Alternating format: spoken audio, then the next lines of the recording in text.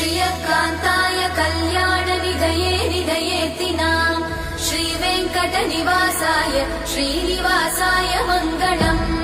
लक्ष्मी सविभ्रमालोकसुभ्रूविभ्रमचक्षुषे चक्षुषे सर्वलोकानां वेङ्कटेशाय मङ्गलम्। श्रीवेङ्कटाद्रिशृङ्गाग्रमङ्गलाभरणाग्रये मङ्गलानां निवासाय श्रीनिवासाय मङ्गलम्।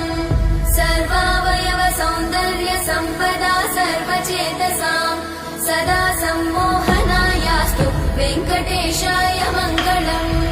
नित्याय निरवध्याय सत्यानन्दचिदात्मने सर्वान्तरात्मने श्रीमद् वेङ्कटेशाय मङ्गलम्।